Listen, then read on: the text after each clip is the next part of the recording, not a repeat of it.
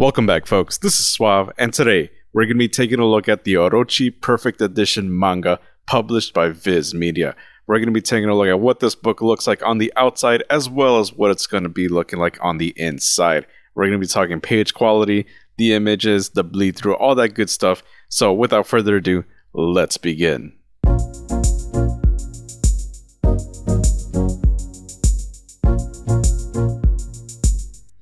Alrighty, folks, here we have Orochi, the Perfect Edition, Volume 1 by Kazuo Umezu and published by Viz Media.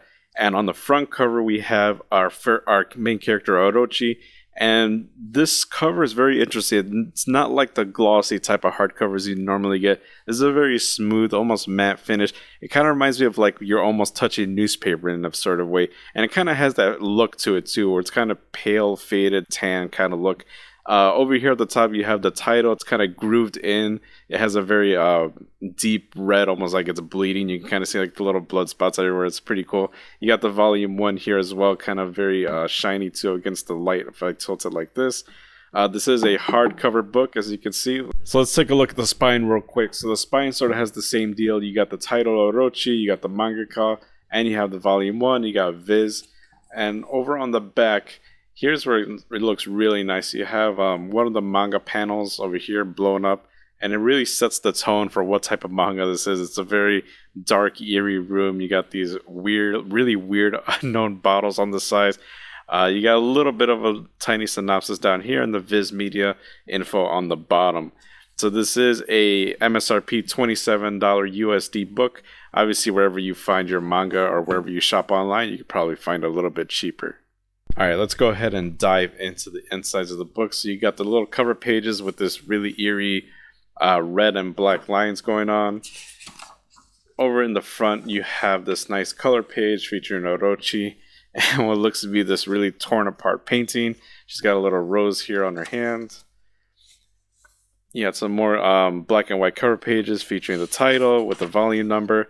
And then we finally get to the table of contents. So here's volume 1 containing 2 stories, Sisters and Bones. And on the right side here we have Orochi in a more blown up image. I kind of really like how that's done over here. And when we finally get into it, that's where we finally start getting the beginning parts of the manga. Now this manga story in particular, this manga in particular, is sort of like a psychological slash paranormal horror is what I would say. You can really see sort of like the classic images of like the horror faces. In each story, there's sort of like a twist that goes on near the end. So our main character Orochi, if I go back here, she's sort of like a paranormal being itself, or some sort of weird being where she looks very young, but she's a very old being. She's gone through the ages, and she's over here just sort of being like a third-party person witnessing the events of specific people.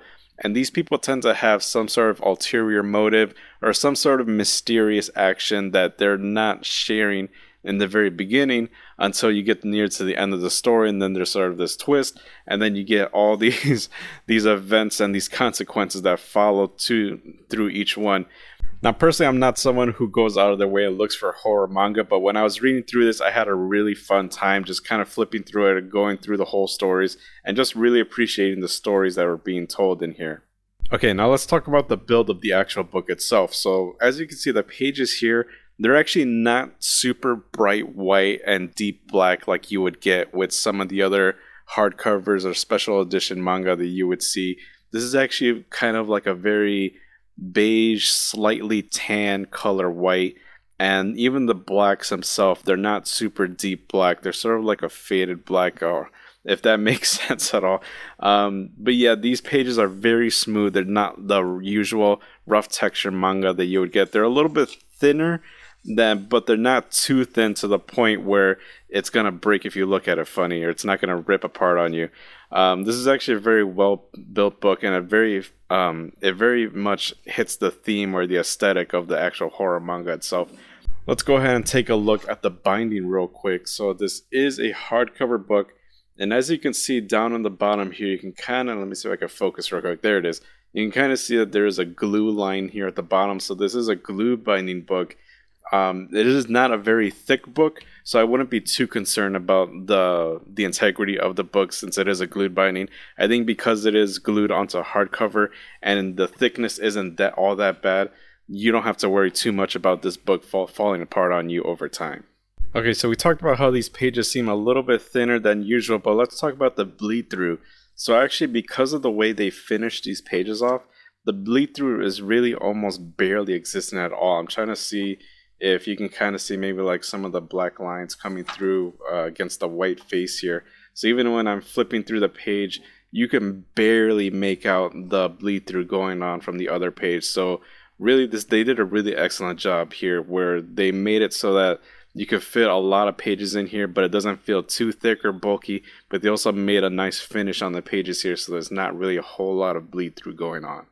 Overall, I think they put a lot of thought and effort into this perfect edition for Orochi, and it really pays off really well.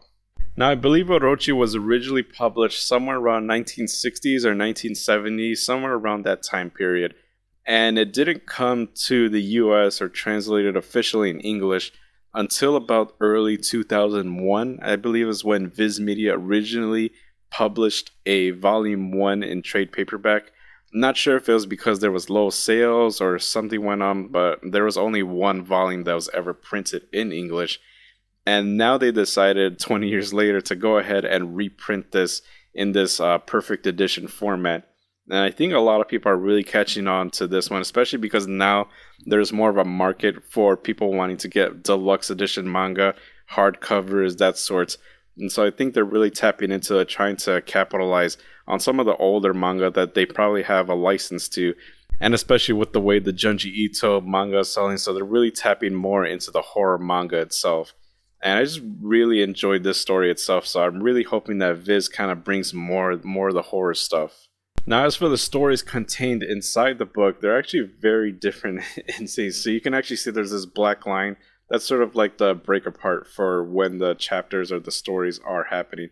So this is the beginning of the second story, Bones. And as you can see, Bones is like way thicker than the sister story. But both of them are still pretty good. So the sister story is about like two sisters who are really into the superstition and beauty regarding their family. So apparently when you get to the certain age, you become very ugly, and so they're trying to preserve their beauty. And there's this crazy twist at the end regarding one of the sisters. The other one, Bones, was actually really intriguing too. It's about a young girl, I think her name is Chie, and Chie kind of grows up being not treated very well by her stepmother, and she kind of grows up really crazy. But she ends up finding a husband who really loves her, and then you kind of get these weird twists near the middle of it where something goes on. I don't want to spoil the story because it's a really intriguing story for everyone to kind of read through. But regardless, things are getting really crazy, and things just don't seem to be the way that they usually are presented near the beginning.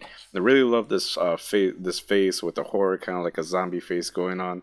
Overall, I think it's a really cool manga, especially if you're a horror manga fan and you just want more of that stuff. This is really the one to get, and it's going to tell Viz that you want more horror, and they're going to bring more horror for us.